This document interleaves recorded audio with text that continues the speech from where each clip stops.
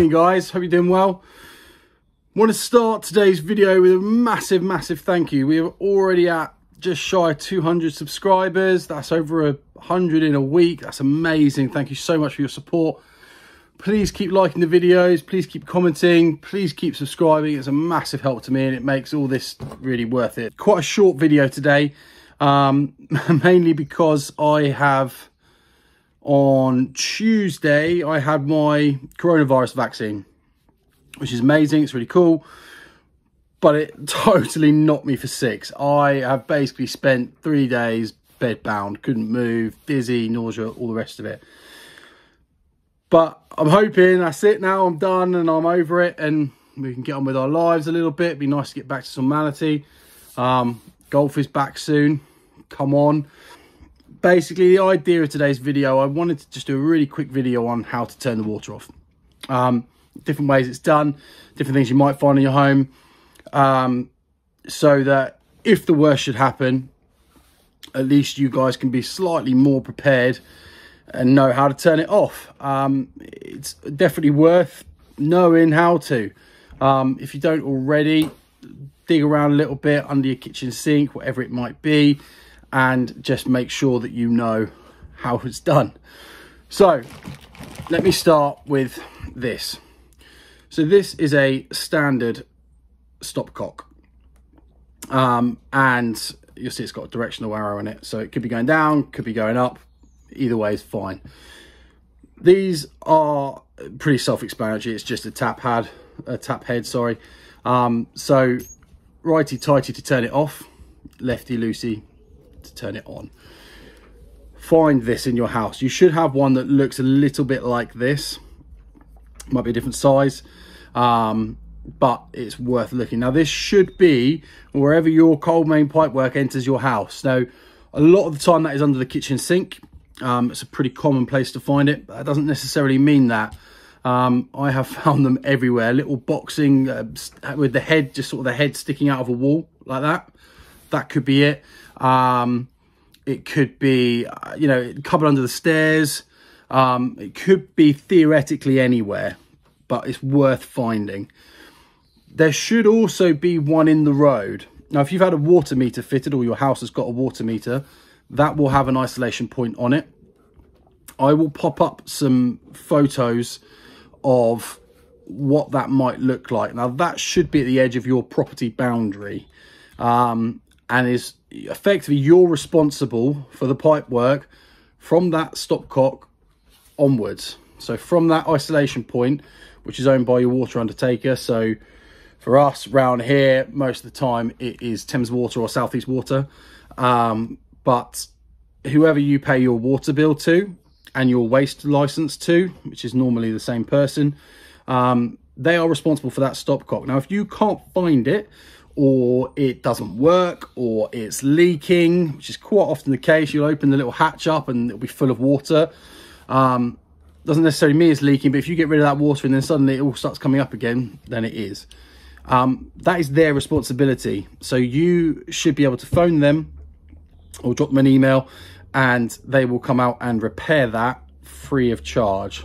Normally there's a bit of a wait, but that is not your responsibility. Anything downstream from that or upstream of that, I always get mixed up which way around it is, that is you. So it should come into your house, and then you should have something that looks like that.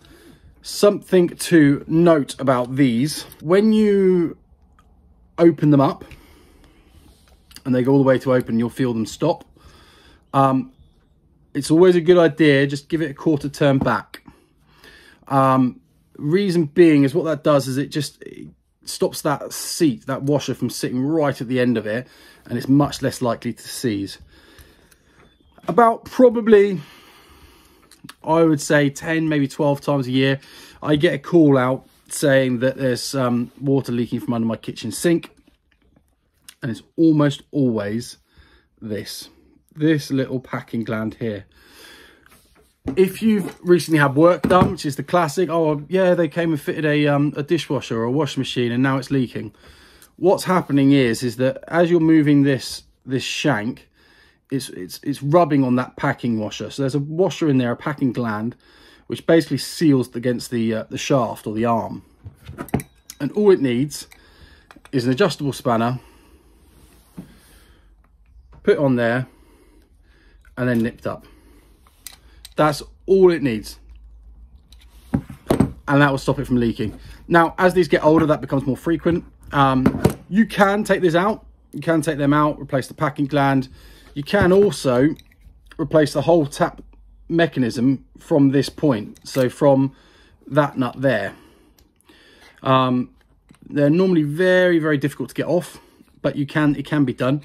And then if you can do that, then you can replace the whole thing, subject to being able to turn the water off at the meter or at the edge of your boundary. So if all else fails, you should always know, every homeowner or tenant or anything else should always know where this is. They need to be able to turn the water off. Accidents happen, things break. That's why there is such an industry as plumbing, because if nothing ever broke, then we'd have the job. But you have to know where this is.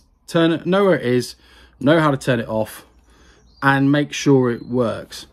Now, there is an argument that says, you know, once a year you should go and turn this to make sure it's not seized. Just go and turn it off and turn it back on again. Yeah, cool. In a perfect world, we'd all do that. In reality, no one's ever going to remember to do that. But just know where it is. Okay, that's the first point. Other ways that you might find to turn water off. Now, this is a service valve. What that means is that this is designed to go onto a 1/2 inch shank off a tap, a ball valve in the loft, a fill valve in your toilet. Anything with a 1/2 inch shank, this will go onto. And this has on it a little slot there. So the places you're likely to find these are under outlets, so under taps or under basins, things like that. And all it needs to turn that off is a flat-headed screwdriver. And what happens is flat-headed screwdriver goes into the slot and then turns like that. So do you see how that, he says, hoping he's trying to do this backwards. See how that is now perpendicular to the pipe? That is now off. So if it is in line like that, it's on. If it's perpendicular, it's off. Really simple as that. Water regs dictate that whenever a water line is cut, there should have an isolation valve put in, if there isn't one already. So theoretically, there should be an isolation valve similar to this. We could call it a baller fix. Similar to this, should be before every outlet. So if you've got a dripping tap or a toilet that's letting by or whatever it might be, that is normally how you would turn the water off. These are rated to mains pressure. This is the same thing. This is called a butterfly valve. This is the same thing, but it is a thumb turn. So the same thing, but you don't need a tool. So on, off, really simple. This one is full bore. So what that means is that there's no restriction on the flow. If you look down the baller fix, you will see that there is a restriction of flow versus the full bore one, there isn't. Other than that, they're exactly the same. They work on the same principle, they do the same job. This is obviously a little bit more chunky. You can get blue ones, you can get red ones. So it might not necessarily look like that, might look like that. It might have a little black plastic thumb turn on it as well. All the same thing, okay? You twist it, if it's perpendicular to the pipe, it's off. Now, obviously you can test that by then opening the tap or flushing the toilet, whatever it might be, and seeing if it continues to fill. Okay, may have forgotten this type, but I've just thought about it while I was packing everything up.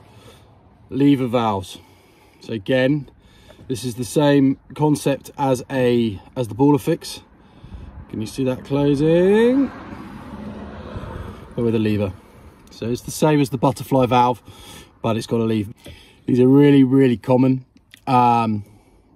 Really nice and simple. I love these things. I fit a lot of these, especially in plant rooms. And you get what we call positive shut off. So I know that that's shut off. Yeah, there's no, oh, does it need another little tweak? Does it need a little bit more? No, it's either on or it's off. Last one that I can think of are the common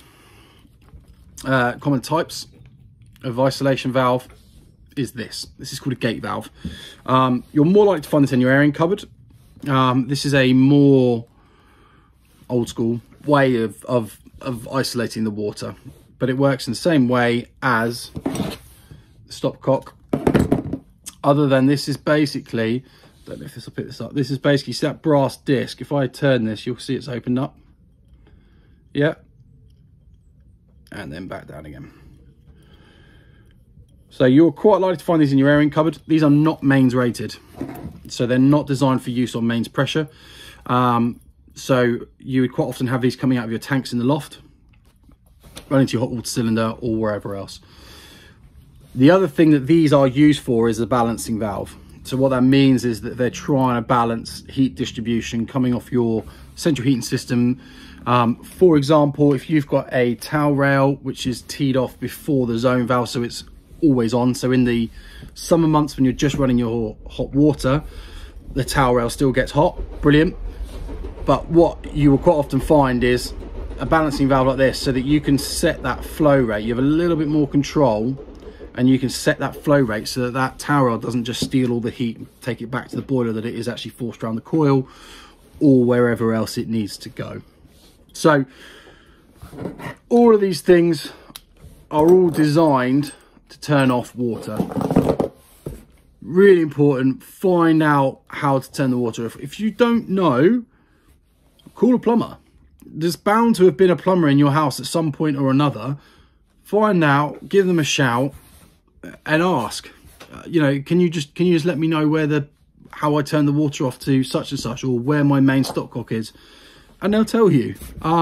You know, it's so important that you know how to turn it off. I'd much rather somebody call me up and be like, mate, can you pop round for 10 minutes and just show me where to turn the water off, because I want to be prepared if the worst should happen.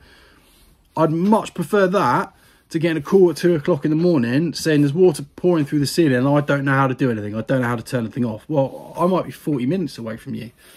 There's a huge amount of damage that can be done in that time. So learn where you turn the water off, and it will save you a huge amount of aggro. Apologies that it's not a longer video, but this week has just been chaos. It's difficult being self-employed, having to take time off sick. We all try and plan for it and put a little bit of money aside, but you know, it's one of those things. I hope you found it informative. I hope you found it helpful. If you have any questions, or you've seen something that you think might do it but you don't know, take a photo, send it to me, and I'll let you know what it does. I'm really happy to do that. Really appreciate your time. Keep the comments coming. Keep subscribing, keep liking, sharing. Really appreciate your time. Hope you have a great week. Cheers guys, see you in the next one.